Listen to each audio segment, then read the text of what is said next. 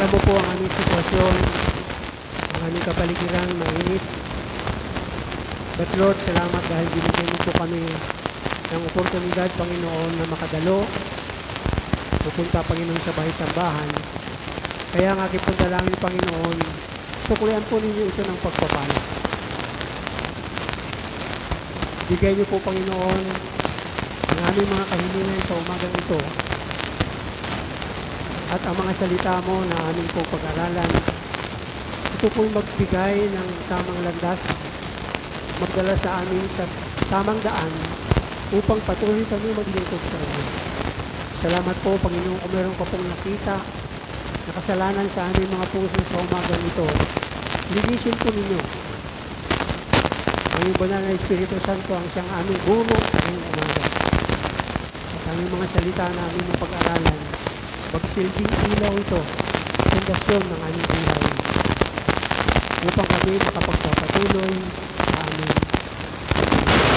Salamat po ang mga kapatid ko namin na wala.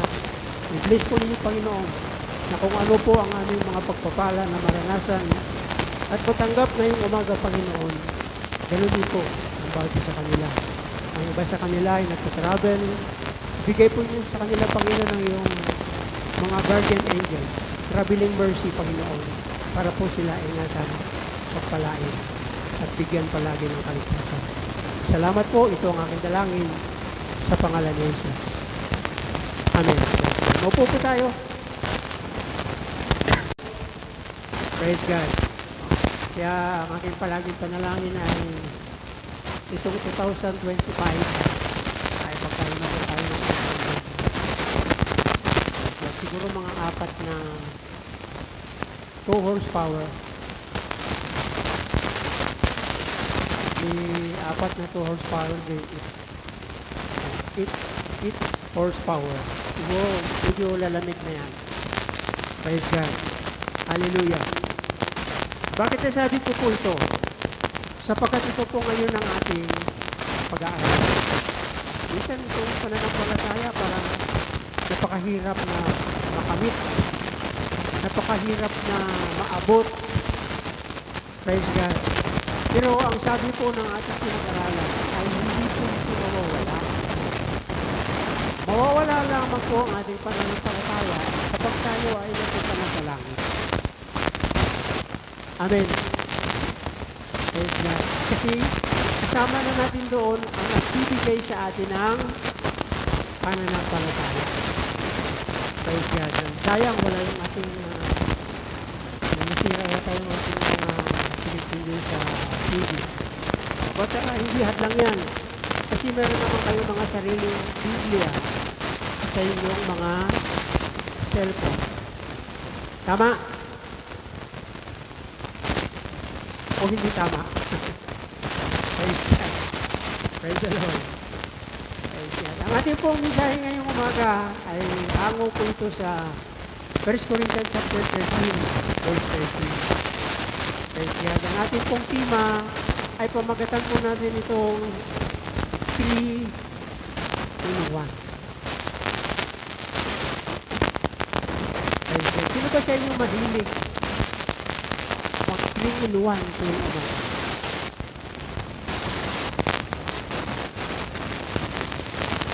Sino sa inyo palagi umiinom ng kape? Yan, di ba? Kung hindi kayo mahilig sa brewed coffee, malamang ang inyong kinakape sa umaga ay 3 in 1. Purihin ang Panginoon. Sa panahon natin ngayon, parang, di ba niyo napapansin? Kahit saan sulok kayo mapunta, mayroong kapihan. Parang nagiging masyadong demand ngayon ang kape. Praise God. No? So, 3 in 1. Tandaan po natin. At ito po'y hinango natin sa aklat ng unang Korinto. Purihin ang Panginoon sa kanyang salita. Praise God. Mahalaga po ito, mga kapatid. Ang tatlong ito ay mananatili. Pananampalataya, pag-asa, at pag-ibig. Ngunit, ang pinakamahalaga sa mga ito ay ang pag-ibig. Hallelujah. Praise God. Hindi po natin ito pwede paghiwalayin. No, hindi po, sino ba sa inyo, pag nagkape tayo ng 3-in-1, nandun na yung creamer, yung sugar,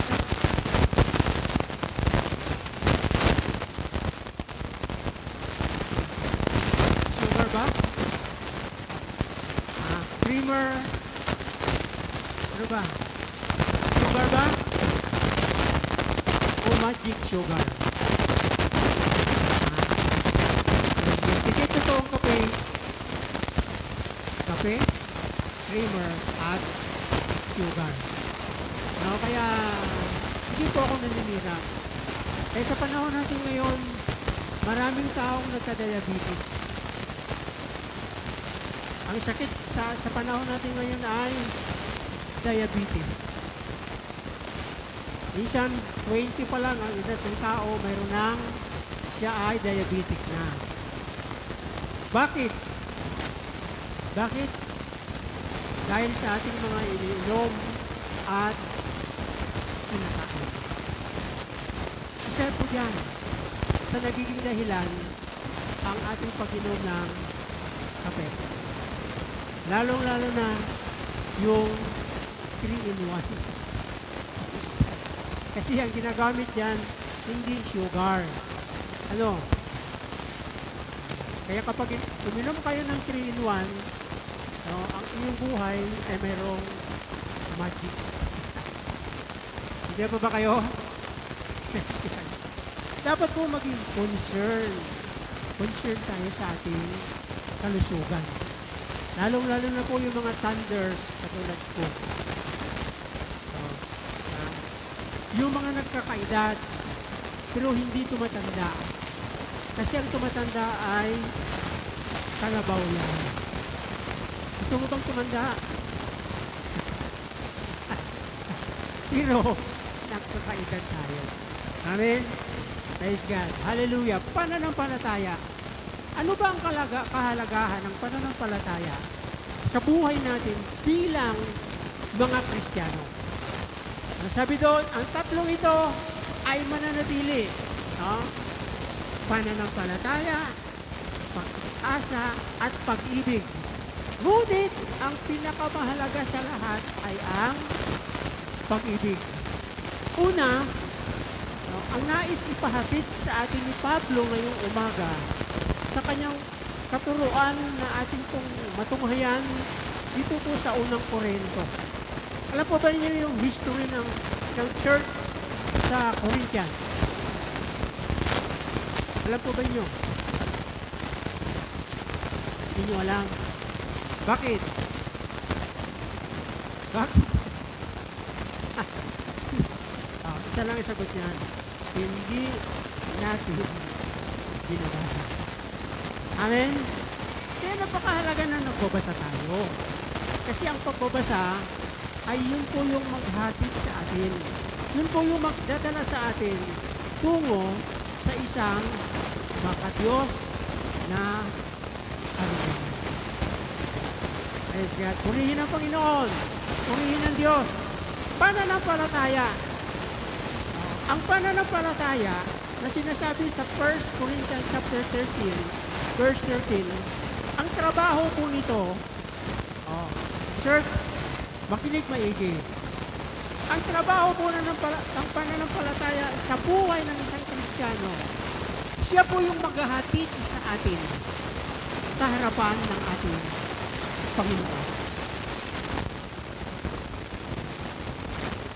Nanampalataya ka ba na mayroong Diyos?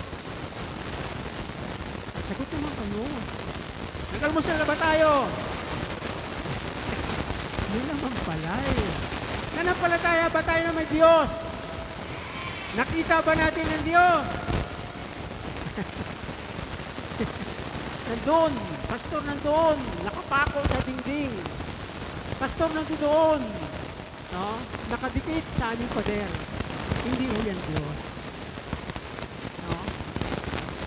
Nanampalataya tayo na mayroong Diyos, pero ang katotohanan, hindi natin nakikita ang Diyos. Paano mapatunayan ang ating pananampalataya? Dahil naramdaman natin, amen, na mayroong Diyos. Sa Biblia, sa chapter 10, no? Salamat po ulit po. Chapter 10, kung di ako magkamali, verse 46. Mark 10, 46. Ang kwento pong ito, si Jesus, sa kanyang pangangaral, siya'y pumasok sa Jericho. Amen. Sana may mga Biblia tayo para subaybayan ninyo yung sinasabi ko. Kasi ang aking estilo sa pangangaral, hindi po ako gumagamit ng outline ng ibang pastor. Hindi po ako nangungupya ng outline. Tandaan po natin yan. Kaya yung ating katuruan, original, nang gagaling sa Biblia, dahil ito ay turo ng Biblia. Minsan man, yung mga pastor na nagsasalita, ang galing, ang yabang.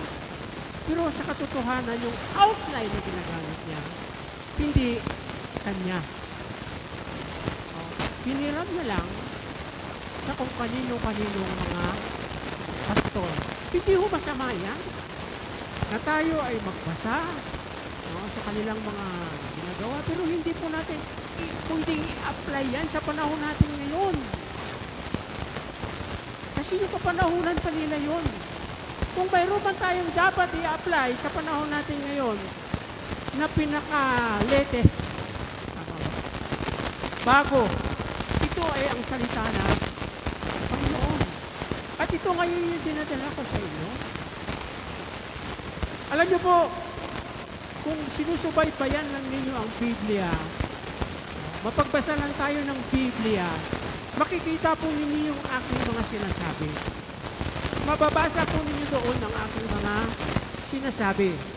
At kung nagbabasa kayo ng Biblia, no, alam niyo pa yung resulta noon? Madali tayong magkakaunawaan. Alam niyo po, pinakamahirap sa mundo ito nang nag-uusap kayo at hindi kayo nagkakaunawaan.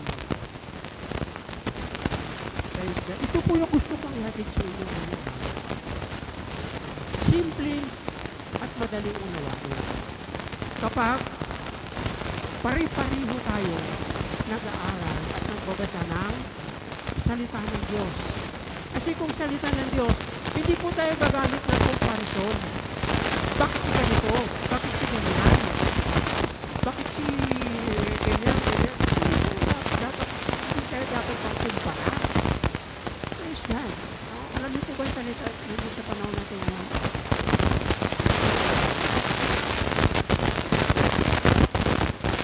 Sino ba napunta sa palengke? Sino ba sa inyo na mamalingki araw-araw? Diba? Kapag pumunta tayo sa palengke,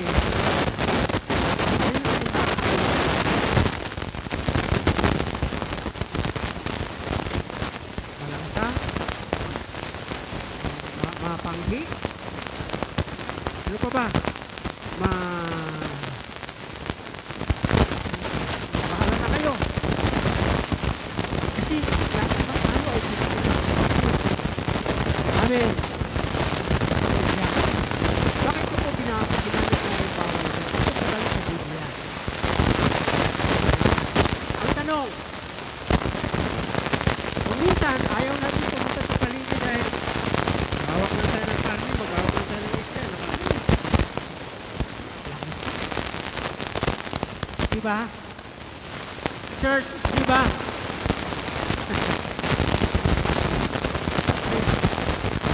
Dami natin, diba? Dami natin reklamo kapag tayo ay pupunta sa palengke.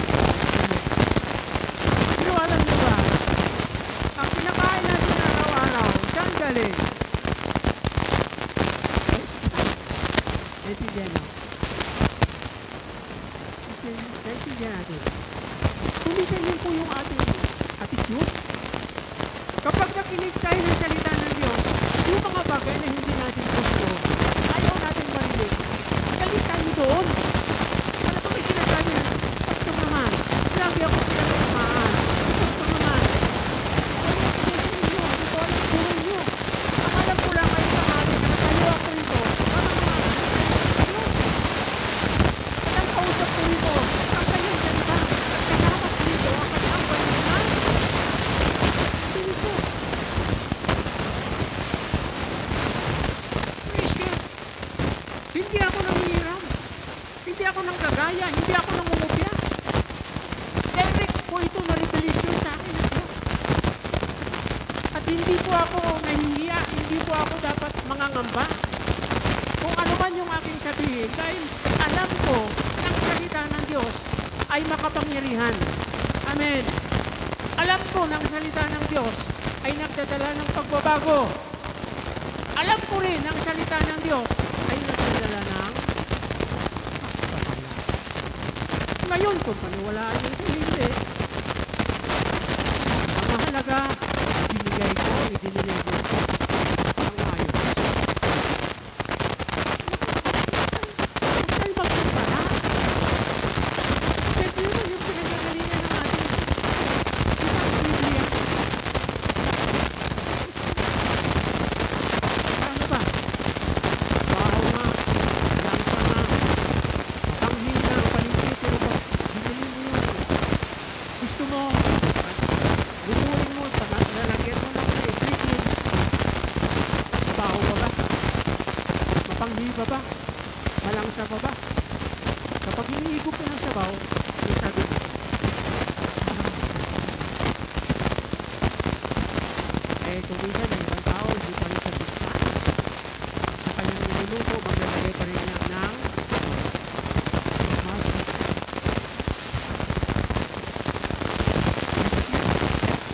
Ito ba? Ating pinagawa. Samantala, direct nang nangusap ang Diyos sa atin. Pananampalataya. Praise God. Ang pananampalataya ang siyang magdadala sa atin sa harap ng mga tao. Kaya dapat hindi mapla sa ating paglilingkod, sa ating buhay, ang pananampalataya. Pagpasok ni Jesus sa Jericho, alam mo ba yung lugar ng Jericho? Yan naman, hindi na naman alam. Natagurian pa naman tayo mga Kristiyano. Church, ano ba?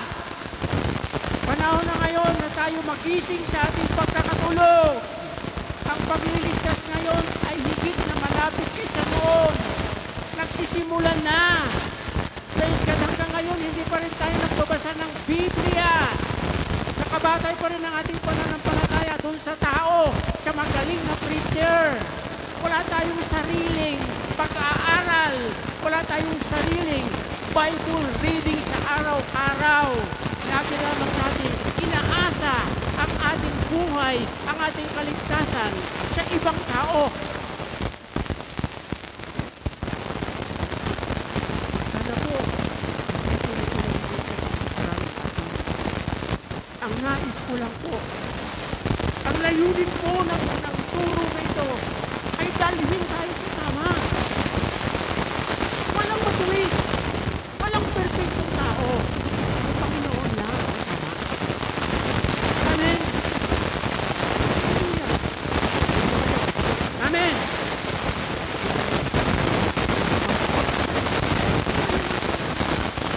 Tanong ko kanina, saan ko ba yung lugar na dito?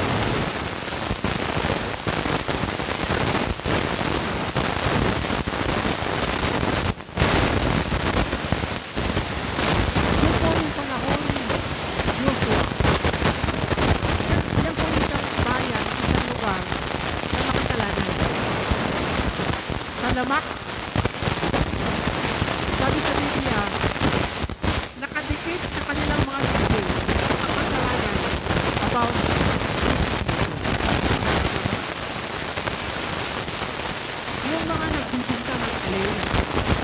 Yun po yung bayan ng Jericho.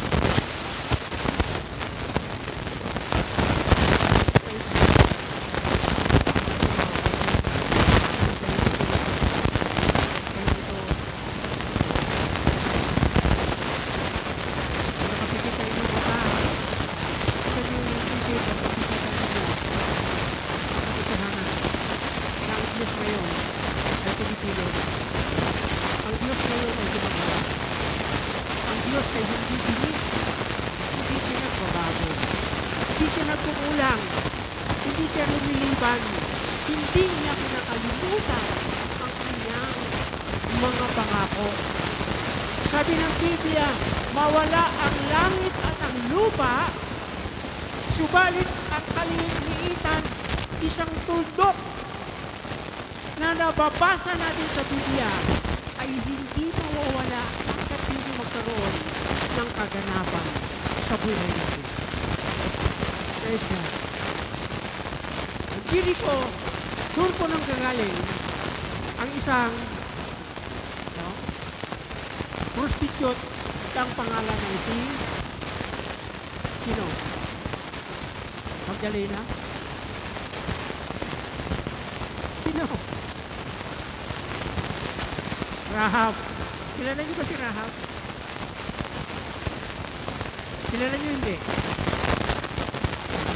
Ngayon, kilala niyo na siya. Siya ay taga Jericho. Mahaba po. Alam niyo po kung kayo ang nagbabasa ng Biblia. Nagsalita pa lang ako rito. Amin na kayo ng amin. Agree na kayo. Hindi na kayo mag-disagree. Alam niyo po yung pinakaayaw ng Panginoon, lagi tayo nag-disagree. Tao ng mga ito, hindi makakapuno, hindi makakapuno sa atin. Naku! Dami-dami natin comment. Dami-dami natin reklamo. Bakit ganyan si pastor pag magsalita Bisaya? Pasalamat kayo. Dahil kayo pastor na Bisaya. Kasalanan natin. Noong kapanahunan ng Old Testament. Ganito lang kayo tayo. Kasi hahaba ito. So na ngayon, ang Jericho sa New Testament. Pumasok din sa Jericho sa daan, mayroon isang lalaki ipinanganak na bulag. Ang pangalan ng lalaki ito ay si Bartimeo. Praise God. Bulag. Mula sa kanyang pagkabata, hindi niya na tunghayan, hindi niya na kita ang liwanag kasi bulag siya.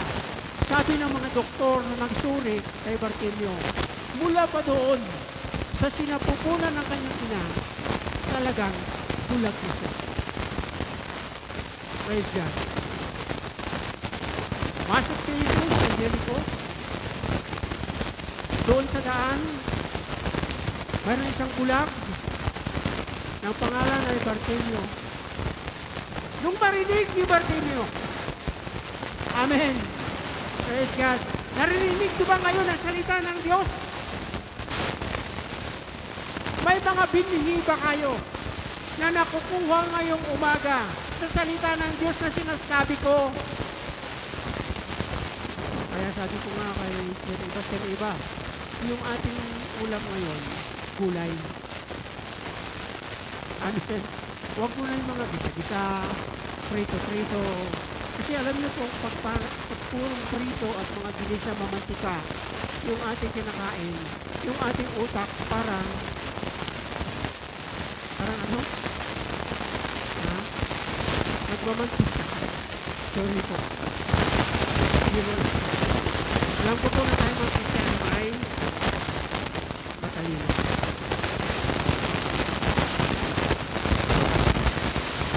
Sabi ng text sa Biblia ng Lord, faith comes by hearing. And hearing. Ang pananampalataya ay galing sa pakikinig at sa pakikinig lamang ng salita ng Diyos. Ito ang dahilan kung bakit si Bartimeo ay nakalapit sa harapan ng ating Panginoon. Dahil sa kanyang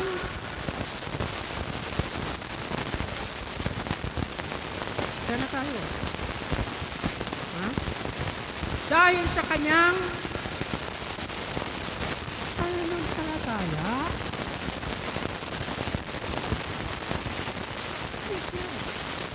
bagamat madilim, hindi niya alam, subalit ang kanyang pangitinig ay siyang nagbukas, siyang nagturo sa lugar na kung saan matagpuan niya ang Panginoon. Okay. Pananampalataya. Nung marinig niya, siya'y nagtanong, Panginoon, sino ba yung dumadaan? Sino ba, bakit? Siguro, ang iniisip ko sa inyo, natutuwa siya. Kasi, doon na siya sa tabi ng daan eh. Alam niya na maraming tao. Ano ba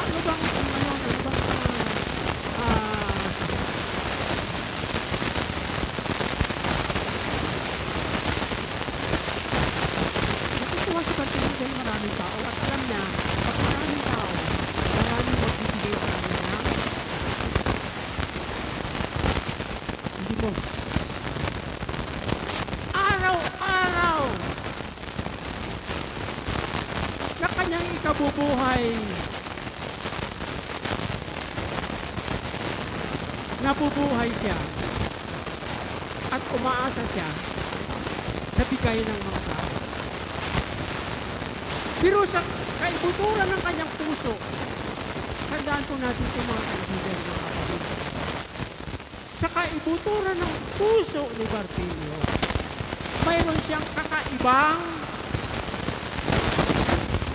belief or faith. Kapag tayo may pananampalataya, ito na yung panahon na yung pananampalatayang yun ay siyang magdadala sa atin sa kalayaan. Ang pananampalatayang yun ang siyang magbibigay sa atin sa ating mga kakulangan. At ang pananampalatayang yun ang siyang magdadala sa atin sa harapan ng kapaanan mismo ng ating Panginoon.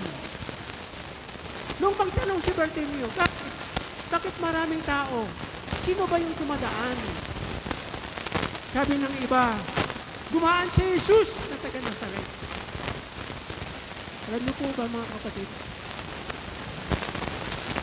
Napakalalim ng pagkakaunawa ni Bartimeo patungkol kay Jesus.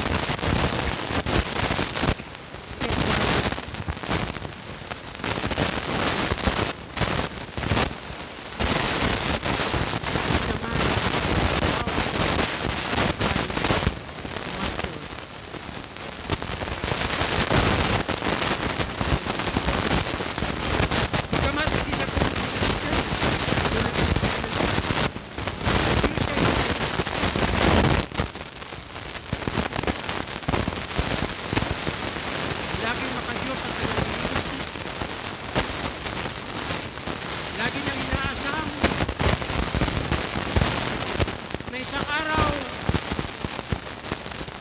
siya makakita. Kasi si Bartimeo,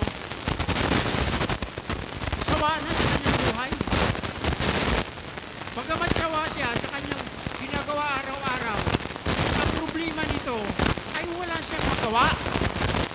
Nandiyan pa ba kayo? Sabi ko sa inyo, yung mga nakaraang 30 years, pero ngayon, tayo ay papunta na po sa pagiging pastor. Ganun po si Bartimeo. Malalim ang kanyang pagkakaunawa. Malalim ang kanyang pagkakakilala sa Diyos. Hindi yung katulad sa atin, hindi makikita, ayaw na. Pagod na ako.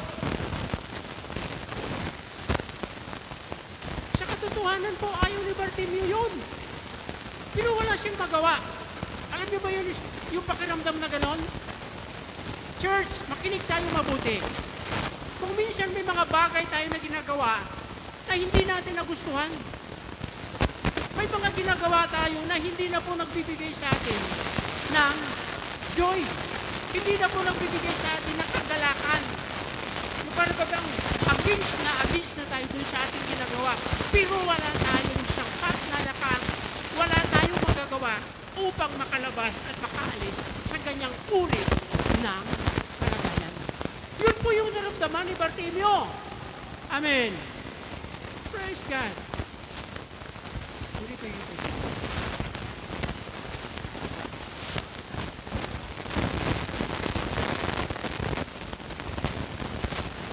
Hallelujah. Naramdaman niyo ba yan? Mga kapatid? Salamat.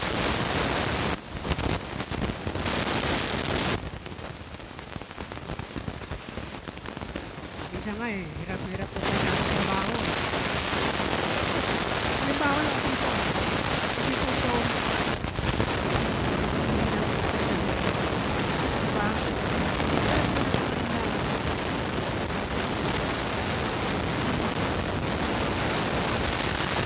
Wala tayong magawa. Alam niyo po ba kasagutan? Alam niyo po ba yung solusyon? Para maalis tayo sa ganyang sitwasyon ng buhay? Para makalaya tayo?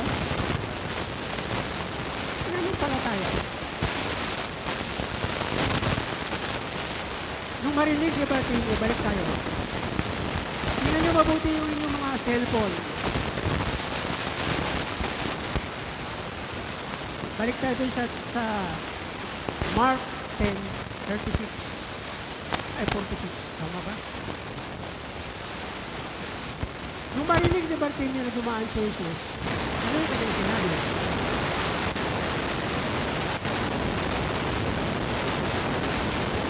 Ano sinabi ni Bartimeo?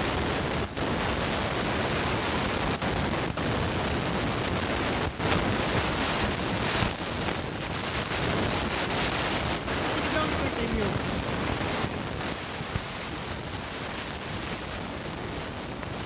Ha? Ano sigaw niya?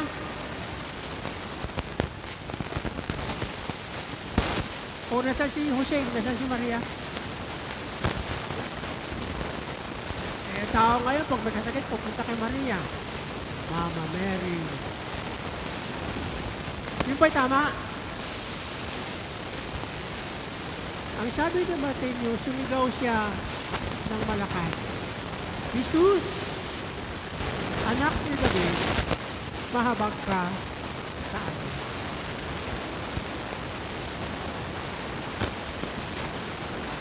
Alam niyo po ba yung dahilan kung bakit dumaan si Jesus sa Jericho? Alam nyo?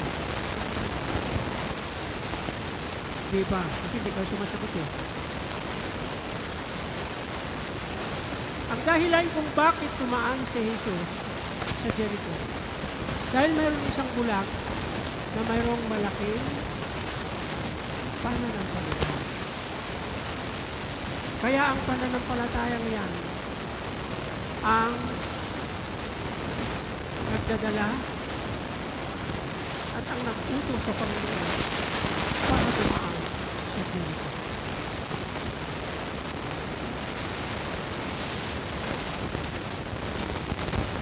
Praise God. Anak ni David. Ito po nagpapakita na malalim, malawak ang pagkakaunawa ni Bartimeo na isang bulag patungkol sa angkan, patungkol sa buhay ng ating Panginoon. Mga kapatid, please lang. Malapit ang dumating ang Panginoon. Baka mamaya darating ka sa langit, wala tayong alam. Hindi nyo alam ang buhay ni David. Hindi nyo alam ang buhay ni Abraham. Hindi nyo alam ang buhay ni Noah. Hindi nyo alam ang buhay ni Adan at Eva. Hindi nyo alam ang buhay ni... Dapat pinag-aralan natin ito. Hallelujah.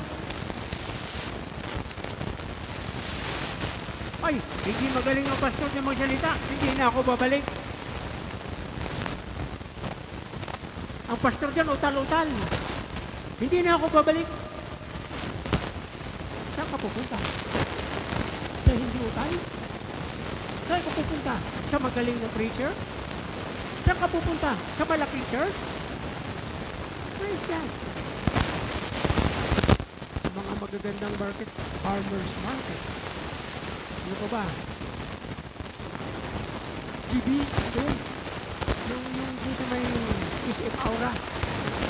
SM Hypermarket. Ano pa ba? Pure Gold. Mga magagandang market ito. Aircon. Parang gusto natin lagi itong pumunta kasi. Pero tandaan nyo, mahal ang bilihin doon. At ang mga isda, gulay na binibinta roon, pariho lang. Pariho lang. Sa mga binibili natin sa Nova Market, ano pa ba? Sa Susano Market, pariho lang.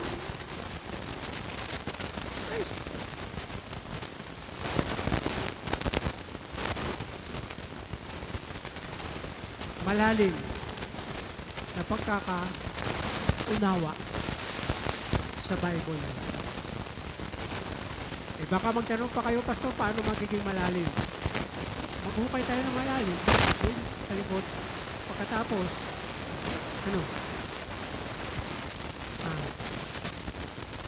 pagkatapos mo nang maghukay ng 6 feet below the ground, anong gagawin? Praise God. Magbasa ka araw-araw. Pag-aaralan mo araw-araw, yun ang ibig sabihin na naghukay ka. Nagme-meditate. Nagbabasa ka. Nagkakaroon na rin isang malawak na pagkakaunawa. Imagine po ninyo,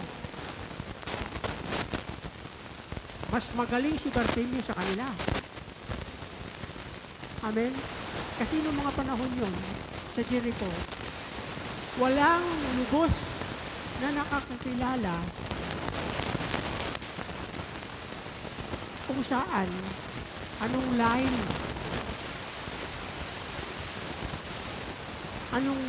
anong uri ng lahi ang pinanggagalingan ni Jesus. Kung babasahin natin ang Biblia, ano po, sa pang 24, no, 12, mula kay Abraham hanggang mula kay Adan at Eva, no, 12, pagkatapos mula kay mga hari, mga judge, hukom, 12 uli. No, pagkatapos nandoon po yung makikita natin yung descendants o yung line, no, na kung saan nanggagaling si Jesus, no, galing sa lahi ni David. Yan, ngayon na sa Jericho tayo. Bakit sa Jericho? Alam niyo ba si Rahab? Yung babaeng patutot, yung babaeng nagbibinta ng aliw. Hallelujah!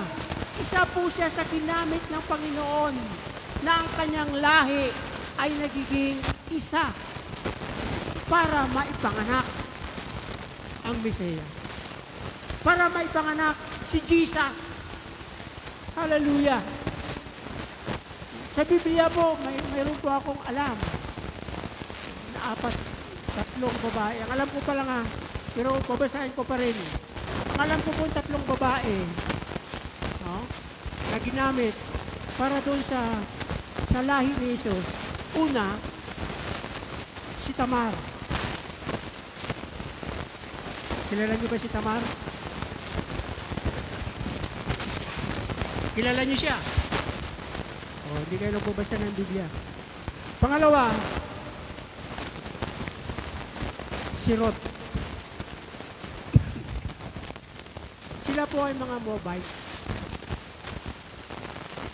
Sa Old Testament, ang mga Moabite o yung mga Moabita, hindi yan kasali. No? Wala silang kaligtasan. Ang kaligtasan para lamang sa mga Hudyo. Para lamang sa mga Israelita. Pagod na ba kayo? Praise God. Iputulin natin ito.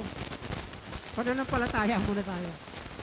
Praise God. Gusto ko pong makita natin ito. No? Si Tamar. Sino sunod? Si Ruth. Ruth. Yung manugang ni Naomi. Sa Tagalog, Noemi. Siya po ay Moabite. Moabita. Praise God. Naging asawa ni Ruth si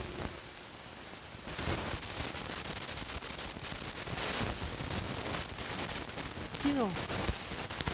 Ha?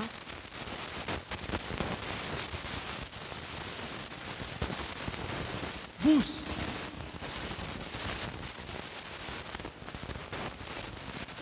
Nakuha nyo na? No? Alam nyo po, kapag binasa nyo yung mga sinasabi ko, makikita po ninyo ang ganda ng kanilang mga history.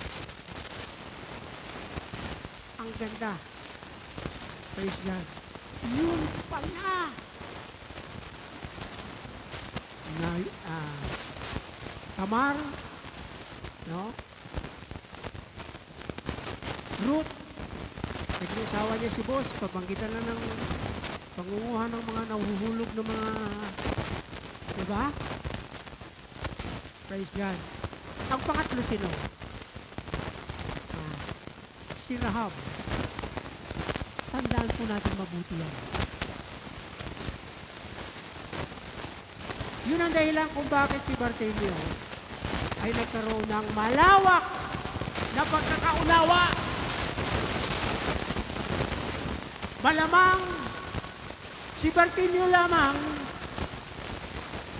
sana wag naman, yung nakakakilala sa tunay na katauhan ng ating Panginoon. Magtatapos po tayo. Ano po? Makikilala lamang natin ng isang makatotohanan, makadiyos na pamamaraan kung tayo ay mayroong pananampalataya. Tandaan po natin ito mga kapatid, isa pa lang ang ating napag-aralan. Unang hakbang pa lang tayo. At sana naman, ano po, mga susunod na linggo, maasahan ko po ang inyong presensya. Amen? Yung nabanggit ko pong mga tao, subukan yung basahin. Subukan yung aralin ang kanilang buhay. At kayo ay mamamahal. Amen? Pagkaroon pa ng interes sa buhay ng mga tao ito. Praise God, sa panahon natin ngayon, ayan, no? Maraming mga tao nagkaka-interes sa buhay ng mga artista, sa buhay ng mga politiko. Hallelujah! Subukan po natin basahin ito. Tama? Sino pa? Si Ruth? Sino pa? Si Rahab. Magkakaroon tayo ng interest. At habang nakakaroon tayo ng interest sa salita ng Diyos, sumisibol sa ating puso ang pananampalataya. Katulad ng pananampalataya ni Sino? Sino?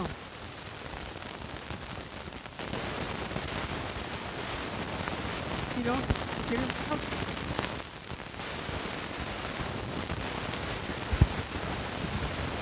Sino pa? Parang magsasalita ako sa hangin. Praise God. Pananampalataya. Magkakaroon tayo ng interest sa salita ng Diyos. Ang interest na yan ay siya na magdadala sa atin para tayo ay magtiwala at magtiwala sa Diyos. Unang hakbang pa lang ito mga kapatid.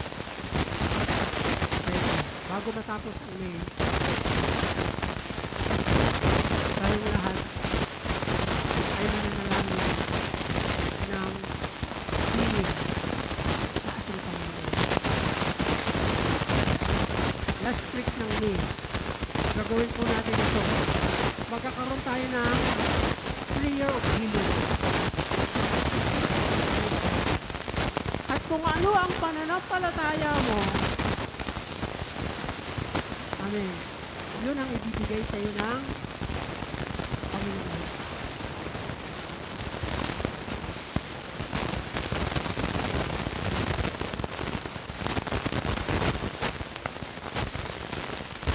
Nandito pa kayo sa harap.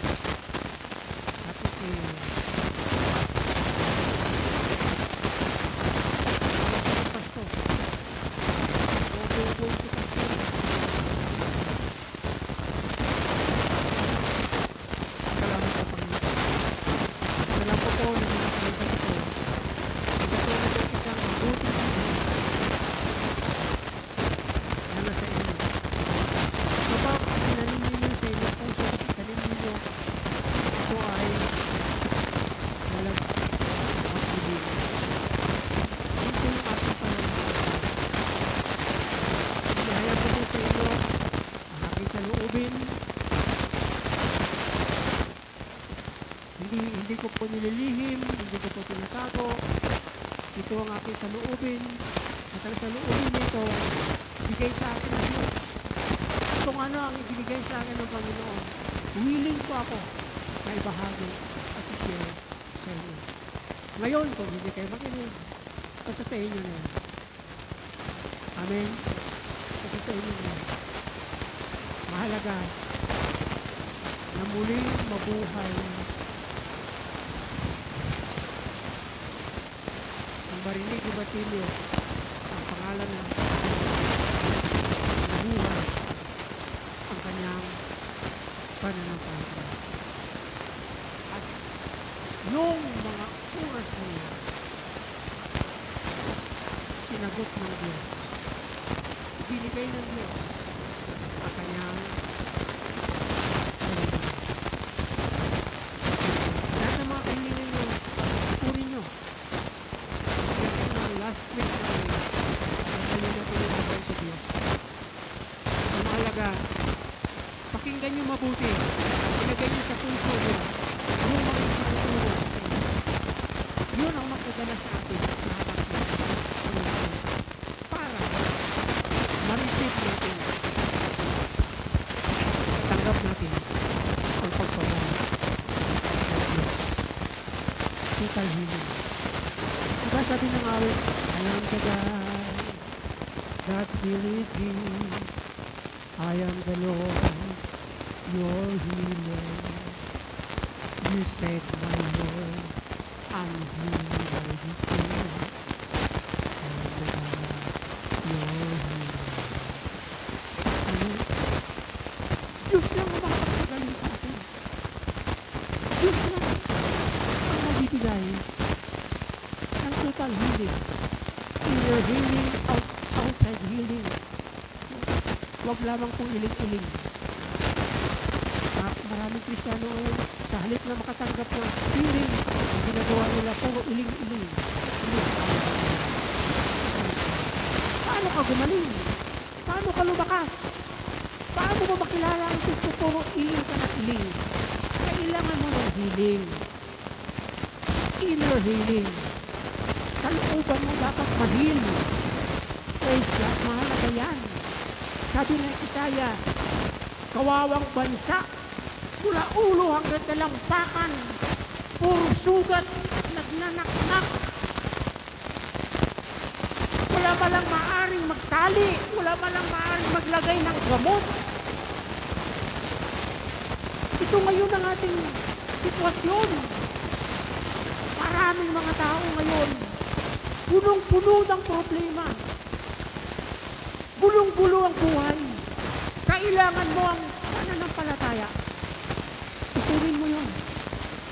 At ipag-pray natin sa last week. Doon sa last week namin, magkakaroon tayo ng inner healing. Pamuot natin na yung sakit. Ang puso natin tumiro, lupay-pay. Pagod na ang ating isip. Kagdagan pa ng init sa panahon ngayon. Parang masasabi mo, Lord, saan ba ako pupunta? Huwag ka na maglalalayo. Ito, Silanganan Community Christian Church, purong salita ng Diyos ang pinakaral. Ngayon kung gusto mong matuto, lumawak ang iyong pagkakaunawa, dito ka na. Amen. Lumuko tayo sa manangin. Aming Ama, salamat po sa umagang ito. Nakita po namin ang pagkilos mo sa aming buhay. Sana Lord, huwag po namin iwalang bahala ang mga salitang ito. Kaya sabi mo po sa 1 Corinthians 13:13, ang tatlong ito ay mananatili: pananampalataya, pag-asa, at pag-ibig. Ngunit ang pinakamahalaga sa lahat ay ang pag-ibig. Mawawala ang kaalaman, mawawala ang lahat ng bagay, subalit ang pag-ibig ay mananatili. Kahit doon po, Panginoon, sa buhay ng walang hanggan, patuloy namin maranasan ang pag-ibig mo sa amin.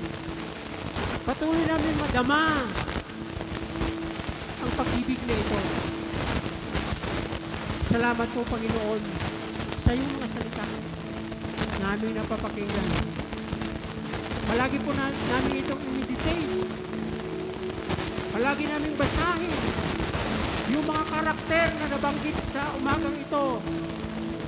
Magsusumikap ako na basahin ang kanilang mga karanasan para lumawak, lumago ang aking buhay espiritual. Ito po yung kailangan mo, Panginoon. Nais mo kaming pagpalain, subalit hindi namin maranasan matanggap ang pagpapalang ito kung kami po ay mag-uugali katulad ng bata. Walang alam, walang malay.